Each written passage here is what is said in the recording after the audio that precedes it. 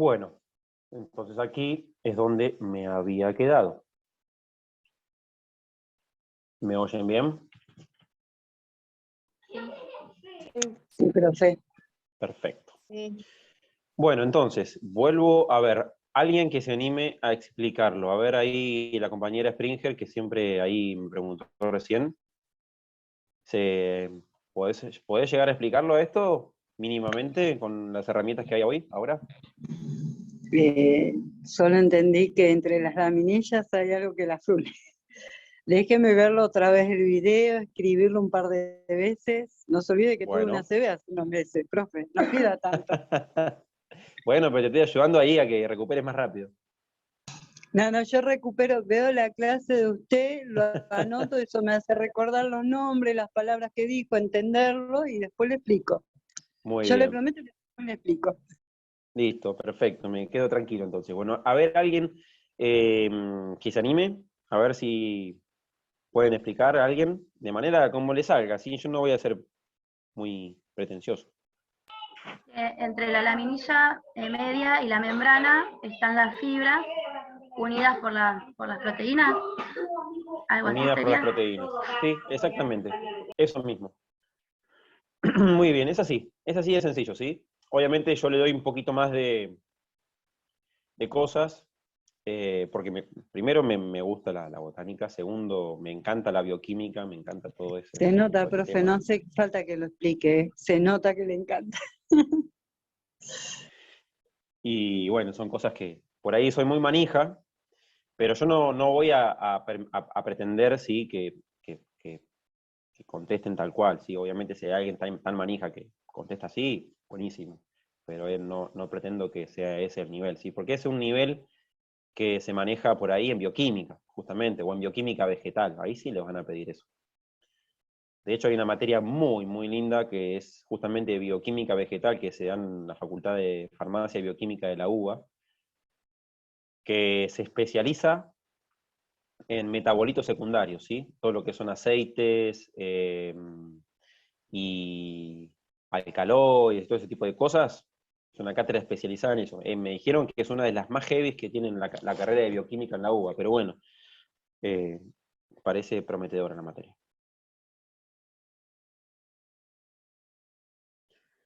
Bueno, y ahora sí vamos a ir un pasito más allá. ¿Qué pasa cuando, ¿sí?, la planta necesita algo más rígido que la pared primaria? Porque la pared primaria es rígida, da estructura, sí, pero de repente la planta ya supera cierto tamaño, ya no es una plantita chiquita de 20 centímetros, 30, ya estamos hablando de plantas de 80, 90, 1 metro y plantas de hasta 110 metros, como puede ser la planta más alta del mundo, que es un eucalipto, hoy en día, ¿sí? Encontrado en Australia, 118 metros. Entonces, cuando tenemos plantas de ese tamaño, ya la pared primaria nos queda chica, ya no es la estructura tan fuerte que nos va a sostener una estructura de ese tamaño, ¿sí? Un tallo ¿sí? Un diámetro de radio nada más puede llegar a tener 3, 4 metros de radio, y el perímetro es a veces hasta 8 personas abrazadas, ¿sí? Agarradas de las manos. Entonces estamos hablando de señores árboles. Entonces, claro, ahí ya pasamos a algo que supera la estructura, ¿sí? Y le da mayor rigidez a las plantas, y eso es la pared secundaria, ¿sí? Fíjense que acá tenemos pared primaria, la violeta o púrpura, y la pared secundaria por dentro. Por dentro. Por fuera va a quedar la pared primaria y por dentro queda la pared secundaria. Siempre la pared secundaria queda por dentro porque cuando la planta genera, mejor dicho, cuando la célula genera pared secundaria, ¿sí? Esa célula muere. Muere a la madurez luego de generar la pared secundaria, ¿sí? Y esto lo voy a terminar de explicar ahora en un rato cuando hablemos de la madera, ¿sí? O sea, la célula genera pared secundaria hacia adentro y muere, ¿sí? Además, hacia afuera sería imposible generarla porque tengo la pared primaria, que es una intrincada red, esa multinet o multired, ¿sí? Entonces, tengo que tener en cuenta eso. ¿sí? Jamás se podría generar hacia afuera, primero porque tengo la pared primaria, y segundo, porque es un proceso de muerte celular programada también, ¿sí? Una vez que la célula crea, o empieza a crear la pared secundaria, de a poco empieza a morir, ¿sí? Naturalmente, ¿sí? Está programada, esa célula ya así, al momento de nacer esa célula ya está programada para, si va a ser una célula de pared secundaria, que va a ser muerta a la madurez. Y Profe, sí, entonces que la pared primaria es la que empieza a morir. no. La No, pared al primaria revés. ya está hecha. La célula empieza a morir. Todo lo que tengo adentro. Empiezan a desaparecer las organelas, La todo lo que secundaria está queda al lado de afuera. del lado de adentro. Fíjense, pared secundaria, la verde, ¿de dónde queda? ¿Ven ahí en el grafiquito? La adentro. verde por dentro y la violeta por fuera. Sí, ¿Ven eso? sí, sí. Bueno, siempre va a quedar por Y dentro. ahora Después de la ¿Esto pared sería la primaria, lignina o soberina? A ver, de a una, por favor. después de la pared primaria, viene inmediatamente la pared secundaria y luego pared media con la pectina. No. Bueno, Esto es así. Imagínense que yo, de repente, ¿sí? Pudiera, o ustedes pudieran, de repente, crearse una armadura como la que tenían en el medioevo de metal. ¿Sí? ¿Se imaginan que ustedes, en vez de mandarla a hacer al herrero, la hacen ustedes y su propia célula de la piel generan una armadura? ¿Sí? Esa armadura, ¿sí? Vendría a ser la pared primaria. ¿Sí? Si ustedes, ¿sí?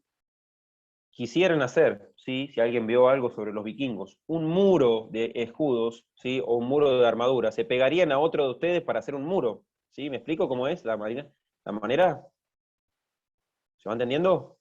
sí, Bueno, cuando ustedes se peguen a otro compañero, a otro ciudadano, a otro vecino, el que sea, para hacer un muro, y están con esa armadura, entre las armaduras de ustedes va a crecer la laminilla media que los va a pegar esas armaduras entre ustedes. Entonces, la laminilla media, ¿dónde está? ¿A dónde queda? Con respecto a la armadura que ustedes crearon, ¿por fuera o por dentro? Por dentro. O sea que si la laminilla media pega entre dos armaduras y te pega a vos con tu compañero, ¿está por dentro? ¿Te pega a vos misma la armadura? No, está pegando entre armaduras, o sea, queda por fuera. Es como que yo le pusiera poxipol a algo para pegar dos superficies. Ese poxipol es la laminilla media, ¿sí? Y bueno, entonces como lo dice la palabra, media, en el medio queda. Entre medio de las dos armaduras, pero no entre medio de la célula y Ah, la no, pared. no. O sea, entre Entre medio de medio las dos células. Claro. Claro, es un pegamento que une células, Ujú, ya entendí. ¿sí? La laminilla media, fíjense, están viendo el esquema del medio, no el de la izquierda, el del medio, dice membrana, celulosa pectina, laminilla media por fuera, ¿sí? La membrana es la membrana citoplasmática de la célula. Después viene la pared primaria y luego la laminilla media. ¿Se ve eso? ¿Lo ven en el grafiquito de arriba? Acá volví para atrás. ¿Se ve eso? Membrana citoplasmática, ¿sí? Pared y laminilla media, ¿sí? Por eso la pared siempre queda, digamos, por fuera y la laminilla media une células entre sí. Une células entre sí. O sea, se une la laminilla media con la laminilla media de otra célula. Exactamente. Exactamente. Entonces, ¿qué pasa? Si yo voy a tener, entonces, ¿sí?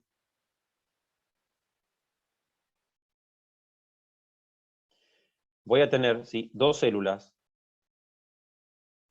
que vienen así. Dos células. Vamos a ver, esto no me va a servir.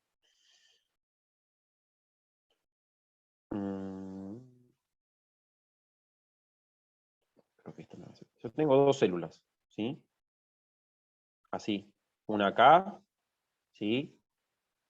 Otra acá, conformando el tejido. ¿Se ve eso? ¿Lo que estoy dibujando? sí se ve. Sí, Ahí profe. tengo dos células, una contigua a la otra, una contigua a la otra, una contigua a la otra, ¿sí? Luego, ¿sí? Esa célula va a crear su pared primaria, ¿sí? Que en realidad la pared primaria se crea al momento de nacer la célula. Ya en la mitosis, ya la célula vegetal tiene pared. O sea, esto que estoy dibujando yo, ya en realidad, ya la célula lo tiene, ¿sí? Esta es la pared, ¿sí? Primaria. Al momento de la mitosis, esto ya existe, ¿sí? Al momento de la mitosis, ¿sí? De la división celular.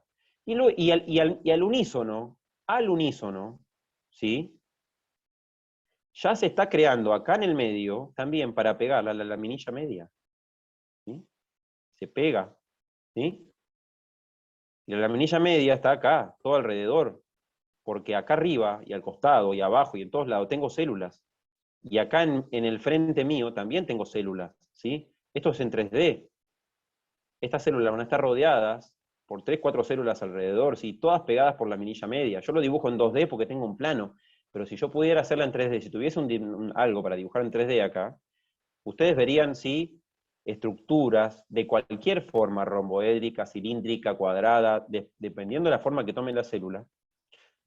Y sería así. La membrana citoplasmática, esta línea, ¿sí? De adentro,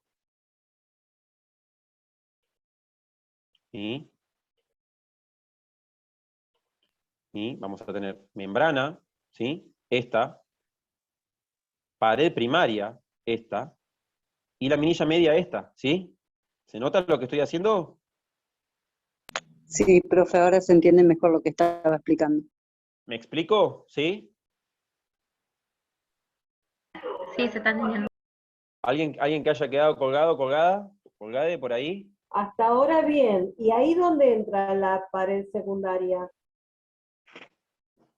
Una vez que la célula está programada, una vez que la célula está programada, ¿sí? Ya programada para tener pared secundaria, ¿sí?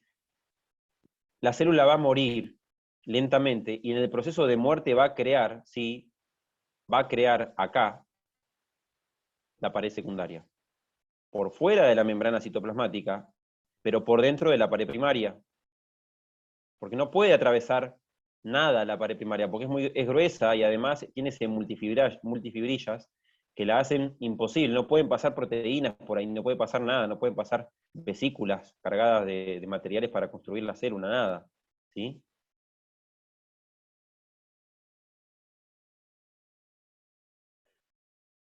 Entonces, de adentro para afuera de la célula voy a tener que, ¿sí? Membrana, ¿sí? De adentro para afuera, ¿qué voy a tener yo? Membrana, esta, ¿sí? Esta.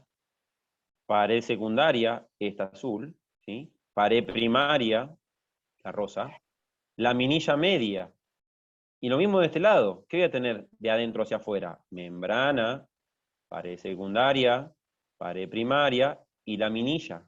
Siempre se va a repetir así. Y ahora vamos a ver cuáles son los tejidos que van a tener pared secundaria y cuáles son los tejidos que solo van a llegar a tener pared primaria. O sea, los tejidos que mueren a su madurez, que sus células van a nacer y dentro de un tiempo van a morir, van a tener, ¿sí? Pared secundaria. Y los que no mueren a su madurez, sino que a su madurez siguen vivos, tienen pared primaria. ¿Sí? ¿Me explico, gente? Ahora sí, Sí, gracias. sí.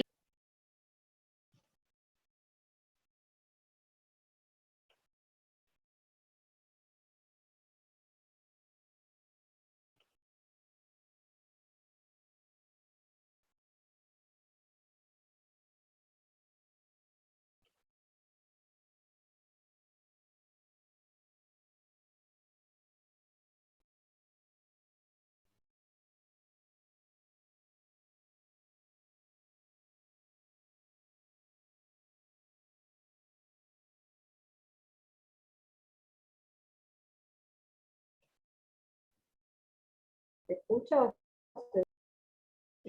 Tarda un poquito nada más porque se está poniendo el PowerPoint. ¿Ahí se ve? Sí. Sí. Bueno, entonces, ahora volvemos acá, a este esquema. El violetita, o púrpura, es la pared primaria, ¿sí? Que está compuesta, como ya lo dije, ¿sí? Y ahora, a eso, ¿sí? Le vamos a agregar la composición de la membrana secundaria, digo, de la pared secundaria, ¿sí? Entonces, tenemos el esquemita de arriba que representa la pared primaria sola, y abajo el esquema que representa la pared primaria y la pared secundaria juntas, ¿sí? Entonces, el esquema completo cuando tenemos la pared secundaria es membrana citoplasmática, abajo de todo, y ya además de tener celulosa arriba, que es la pared primaria, se le va a sumar pegadito a esa macrofibrillas de celulosa más gruesas, ¿sí? Lignina y suberina, y más proteínas que unen, ¿sí? O sea, se le agregan unas sustancias recontra heavy, recontra pesadas, químicas, son de las más difíciles de degradar, junto con la quitina y con nuestras proteínas que forman el pelo también, ¿sí? Son de las más difíciles de degradar del planeta, ¿sí? Son muy, muy complicadas de degradar. Solamente algunos organismos se la pueden comer, como los hongos, ¿sí? O algunas bacterias muy ahí complicadas. Pero que puedan comer membrana pared secundaria, ¿sí? Es áspero. Pero bueno, hay quienes lo comen. Porque son unos polímeros, la lignina es un polímero muy áspero de comer, ¿sí?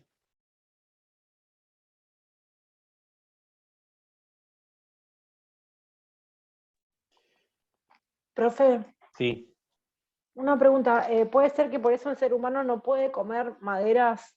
Lo pregunto porque en todo esto nuevo de la alimentación, de la soberanía alimentaria, se están haciendo harinas con maderas y hay gente que dice que las se pueden comer y otras que no. La realidad que si es madera, nosotros no comemos celulosa, ¿sí? Bien, gracias. Si bien nosotros, o sea, en teoría descendemos de homínidos que eran totalmente, sí, vegetarianos, como son chimpancé y el resto de los primates, ¿sí? Evolutivamente, sí, se fue como perdiendo muchísimo de esa parte que se ve que digeríamos, pero nunca digerimos la celulosa, porque para digerir la celulosa, ¿sí? Necesitamos, como los rumiantes, tener varios estómagos, ¿sí? Una dentadura específica para eso, que no la tenemos, nunca la tuvimos, ¿sí? Unos molares que desgarran la fibra, y entonces cuando la fibra está desgarrada entra a esos múltiples estómagos que tienen los rumiantes, ¿sí? Y ahí, o rumiantes o otros herbívoros, ¿sí? Y ahí no solamente hay enzimas digestivas, sino que hay hongos y bacterias que son simbiontes de esos bichos que degradan la celulosa, porque esos bichos tampoco tienen esa capacidad, sino que es el rumen el encargado de degradar la celulosa, ¿sí? Y el rumen no es propio de la vaca o del resto de los animales herbívoros, sino que es, sí, una simbiosis que existe entre esos 2 o 3 o miles de seres vivos que están ahí adentro, junto con la vaca o la cabra o lo que sea, ¿sí?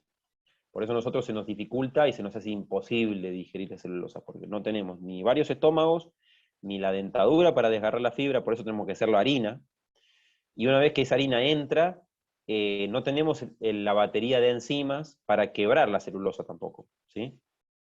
Sí tenemos la Perfecto, batería de gracias. enzimas para quebrar el almidón, pero no la celulosa. Sí, perdón. Igual, profe, vio cómo es que a las vacas al final las estamos alimentados por medio de granos, así que puede terminar en cualquier cosa esto. Puede terminar en cualquier cosa, así es. Puede terminar en cualquier cosa. Si nos quieren hacer comer madera, y bueno, ya estamos al horno. La verdad es que estamos muy al horno si nos quieren hacer comer madera, porque Gracias. habiendo tantas fuentes de alimentación tan ricas y tan propicias, y algunas tan antiguas como la quinoa, a mí me vienen con madera, yo ¿sabe cómo le pego un palazo en el lomo y le digo, andá, sembra quinoa? Y ahora con el trigo transgénico, Por eso, peor, ¿sí? Nada. No, no.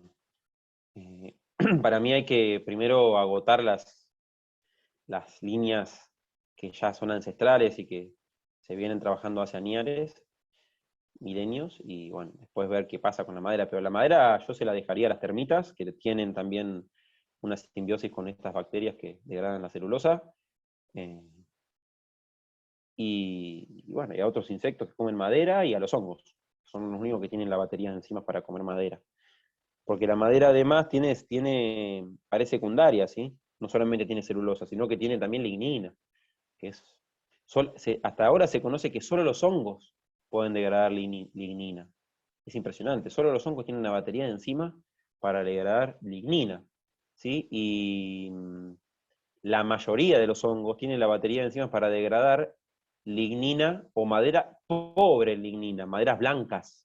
Cuando la madera es de quebracho o de algarrobo, que son negras, que no solamente tienen mucha lignina, sino tienen suberina y además tienen otras sustancias,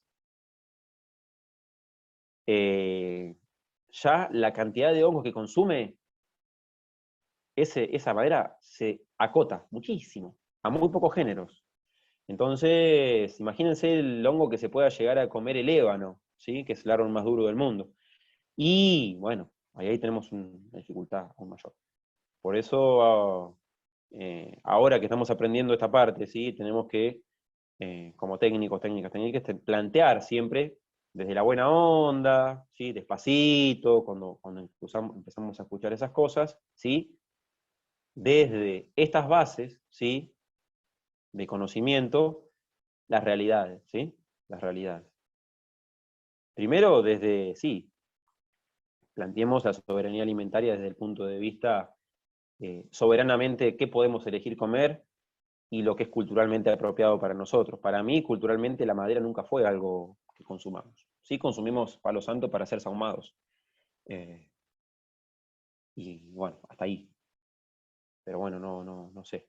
La verdad que el resto no sé. Después, ahora que me hacen acordar, en Misiones se vende un árbol blandito, re blandito, que se hace en almíbar, ¿sí? Que no me acuerdo cómo se llama ahora. Pero se vende, ¿sí? Un árbol amazónico. Se vende en almíbar, pero lo que nosotros consumimos más que nada es el almíbar, y la fibra es una fibra recontra que te hace re bien para el intestino, ¿sí? Te hace ir bien de cuerpo. Pero no es muy alimenticio, digamos. Tiene mucho hidrato de carbono, y sí, lo que tiene la madera incrustado adentro, minerales que la planta fue adquiriendo. Esos minerales sí lo vamos a ir tomando, pero así como carbono, de ahí para nuestro desarrollo no vamos a poder sacar. Profe, ¿y la cascarilla? La cascarilla, no sé qué será la cascarilla, cuál será, ¿sí? Es con la Es del planta que se cacao. hace el chocolate. Es de la que se saca del cacao, sí. Claro, la cascarilla es exactamente lo mismo, ¿sí? Si pensamos en el grano de cacao, ¿qué es el grano? Es la semilla. ¿Qué es lo que está por fuera de la semilla, sí? ¿Sí? Ahí lo vimos la última clase, ¿sí? Esas capas, ¿sí? De células que pueden ser de diferentes tipos, ¿sí? Pero de vuelta, celulosa, ¿sí? De vuelta, celulosa. No, entonces mi abuela me confundió porque ella decía que era la corteza del árbol, no me dijo que era una semilla. Claro, nosotros el cacao sí es la semilla, y la cascarilla es justamente esas capas de la semilla que están por fuera, que cubren. Recuerden la definición de semilla, ¿sí? Botánicamente hablando, ¿sí? Siempre tiene No, si como esas usted capas dice que es semilla, protectoras. tiene más sentido. Ahora si era como me decía mi abuela que era la corteza del árbol, sonábamos. Claro, no. La corteza del árbol sí es la canela, ¿sí? La canela sí. Y la corteza del árbol también es la de las salicáceas, ¿sí? El ácido salicílico, que es donde se extrae la vallaspirina. Eso sí, es la corteza de un sauce, pero se hierve, ¿sí? Para sacar ese medicamento. Pero son casos muy específicos de la corteza. Pero sí, cuando consumimos celulosa, no la digerimos. Eso es fibra alimentaria, ¿sí? Eso es fibra alimentaria y nos ayuda muchísimo a la flora intestinal, ¿sí? Muchísimo a la flora intestinal, porque la flora intestinal tampoco la consume, pero sí sirve para hacer como un limpiaje, como una purga, ¿sí? Continua en el intestino, y mantener el intestino en excelente estado. Por eso siempre tenemos que comer fibra vegetal, por eso siempre tenemos que comer la fruta con cáscara, ¿sí? O el arroz integral, ¿sí? O el trigo integral, para incorporar esa fibra vegetal, que ni más ni menos que celulosa, y en algunos casos sí, también lignina, que ayudan al buen funcionamiento más que nada del intestino delgado y del grueso, ¿sí? Muchísimo ayudan, ¿sí? Muchísimo, muchísimo. ¿Sí? Pero lo que nosotros consumimos como nutriente, lo que es un nutriente verdadero, lo que va a ingresar a través de las células del intestino delgado y va a entrar a nuestra sangre y de ahí a nutrir nuestras células, no es la celulosa, ¿sí? Sí van a ser el almidón, ¿sí? Que sí es otro tipo ¿sí? De polisacárido, ¿sí? Que la unión no es beta, sino que es alfa, y nosotros tenemos alfa-amilasas, no tenemos beta-amilasas, que son las enzimas que quiebran justamente ese enlace químico que une la celulosa, que une glucosa para formar celulosa, o une glucosas para formar, ¿sí? Almidón. Entonces, por eso también no podemos, ¿sí? Comer celulosa, pues no tenemos la batería química, que fue lo que dije antes. Bueno, ¿qué va a pasar si en las células de las hojas, ¿sí? Verdes, y las células de los tallos verdes, ¿sí? O sea, tallos primarios, tallos de plantas jóvenes, o ramas jóvenes, antes de que se pongan marrones, cuando generen, digamos, corteza, tienen esta morfología que vemos acá. Tienen la cutícula. Y la cutícula, ¿sí? Si alguien recuerda, cosa que a veces es difícil, yo la mencioné en el jardín botánico, ¿sí? Y la mencioné también en la primera clase, y lo mencioné también, ¿sí? Cuando arrancamos a ver la primera clase de macroscopía, ¿sí? Allá con las modificaciones de hoja, y hablé de adaptaciones a la tierra. Y cuando hablé de adaptaciones a la tierra de las plantas, hablé de la cutícula como algo sumamente interesante, porque evita la transpiración, o sea, evita que la planta se deshidrate, y es una adaptación a un ambiente terrestre, porque si no, la planta estaría adaptada ¿sí? En un ambiente acuático, y ahí no necesita cutícula, porque tiene agua a rolete. Pero cuando estás en la tierra y no tenés agua a rolete y dependés del agua, tenés que generar algo que te aísle, ¿sí? de afuera, y te permita que ese agua no se evapore, y esa es la cutícula, que tiene cera y cutina, ¿sí? Entonces, las células que están expuestas al exterior, ya sea de hojas o de tallos, van a tener cutícula, ¿sí? Por fuera de la pared citoplasmática. Van a tener la pared citoplasmática, perdón, la membrana citoplasmática, la pared, y sobre esa pared un depósito de cutina y ceras, ¿sí? La célula deposita en esa pared primaria ceras y cutinas, ¿sí? Que son todas, ¿sí? Grasas de diferentes tipos, ¿sí? Lípidos de diferentes tipos, mezclado con también glúcidos, ¿sí? Con hidratos de carbono, que van a ser impermeables, que van a hacer que los bichos les cueste comerse a las plantas, ¿sí? Que van a hacer que las bacterias no le entren, que va a hacer que el calor, ¿sí? No influya tanto, ¿sí? Y que el agua no entre tampoco, así como tampoco puede salir. Entonces impermeabiliza a las plantas de alguna manera, ¿sí? ¿Se ve eso, gente? ¿Se nota diferenciar la cutícula ahí, en los esquemas? Sí, está bien. Sí, sí. Muy bien.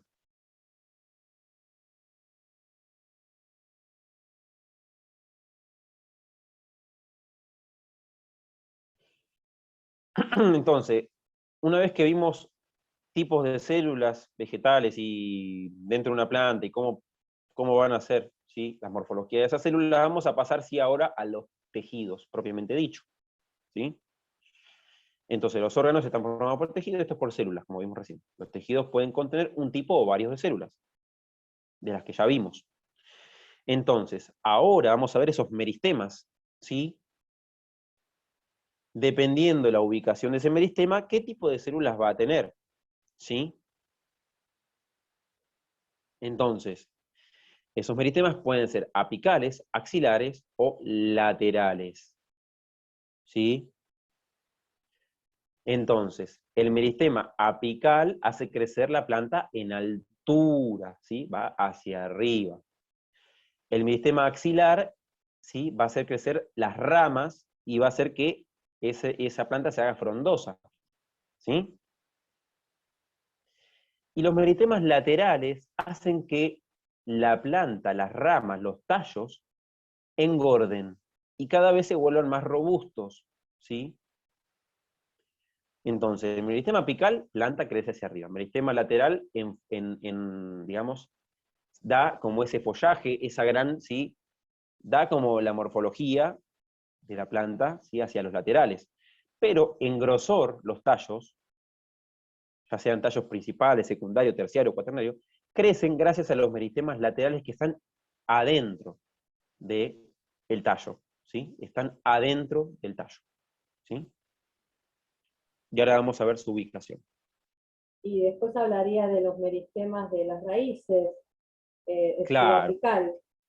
claro, que también tenemos meritema lateral en las raíces, que hace crecer la raíz en grosor, y meristema radical o subapical, que hace crecer la raíz hacia abajo, ¿sí? O hacia los lados, ¿sí? En cada puntita de cada raíz tenemos un meristema, ¿sí? Radical. Y adentro, ¿sí? De cada raíz tenemos el meristema lateral de la raíz, que hace crecer la raíz en grosor, ¿sí?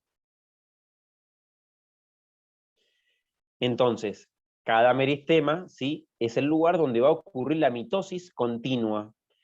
Los meristemas son totipotentes, siempre van a ser jóvenes, siempre van a dar células vivas, una y otra vez, sin parar. Cuando el meristema se muere, esa parte de la planta no se reproduce más, no crece más, ¿sí? Cuando le dio la helada al meristema, me la quemó, y esa planta murió prácticamente porque no tiene de dónde seguir desarrollándose. Al menos que alguna célula, ¿sí? De la parte más externa de la planta, que es la epidermis, se desdiferencie, deje de ser epidérmica y tome las veces de meristema. Que a veces las plantas vieron que brotan de los costados. Esa brotación de los costados es que una de las células de la epidermis retrocedió, se desdiferenció, dejó de ser de la epidermis para hacer un meristema nuevamente y tomar, ¿sí? Las veces de meristema apical o axilar, ¿sí? Entonces muchas veces ustedes dijeron, uy, se me murió la palta, me la agarró la helada, y vieron que todo arriba está seco, y dicen, uy, la pucha. Y de repente viene la primavera que sigue, ¡pum!, y brotó. Es que algunas de las células que estaban vivas, ¿sí?,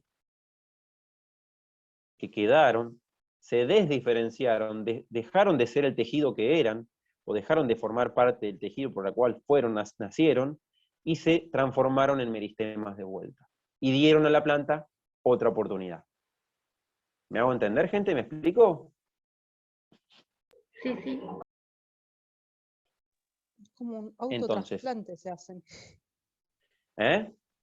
Es como un autotrasplante en los humanos. O sea, Y claro, sí, sí, claro, ellas tienen esa totipotencia.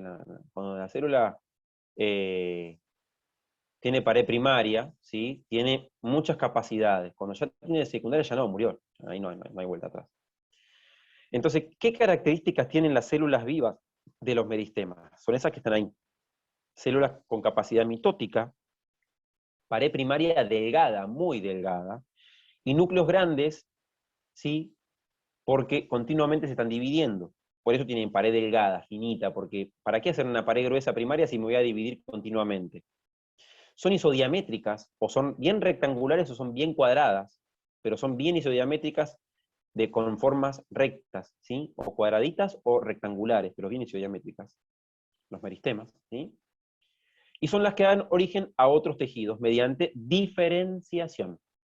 ¿Qué es la diferenciación? Es cuando una célula meristemata, que es homogénea, isodiamétrica, toma otra morfología, y con esa otra morfología, otra función. ¿Sí? Deja de ser una célula, ¿sí?, totipotente y que puede dar cualquier tipo de tejido para, ¿sí?, solamente ser parte de un tejido y dar células de ese tejido nada más. ¿Sí? ¿Me explico qué es la diferenciación? Se diferencia una célula indiferenciada, que es una célula meristemática, para dar una célula diferenciada de un tejido con una función específica. ¿Queda claro? ¿Me explicó? Sí, profe. Sí, profe.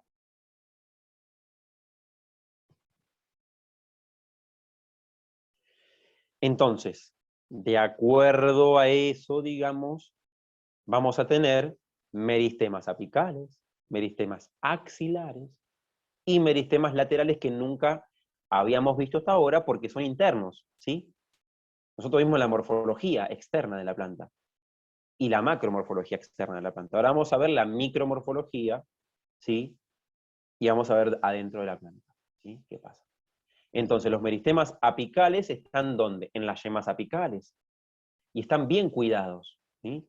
Los meristemas axilares están en las yemas axilares y están muy bien protegidos por los primordios foliares y por escamas. Si se fijan en los álamos, por ejemplo, que tienen todas esas escamas recubriendo la yema, ¿sí? Para cuidar ese meristema que no se muera, ¿sí?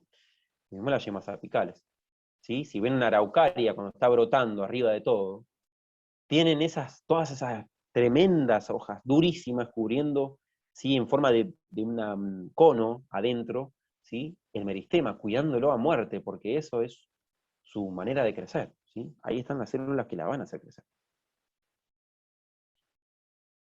Y los meristemas laterales están por dentro del tallo o por dentro de la raíz, haciéndola crecer en grosor, ¿sí?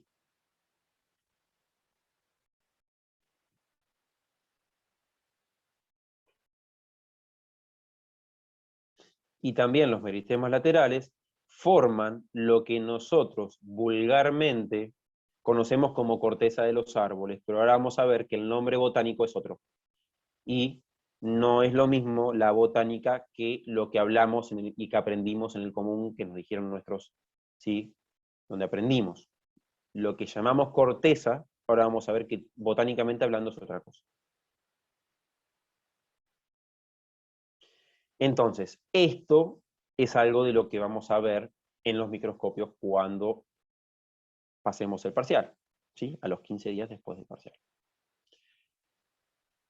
La foto de arriba a la derecha, esa tan linda, no vamos a ver porque esa es una foto muy linda y de una célula meristemática en división. ¿Ves que son muy isodiamétricas?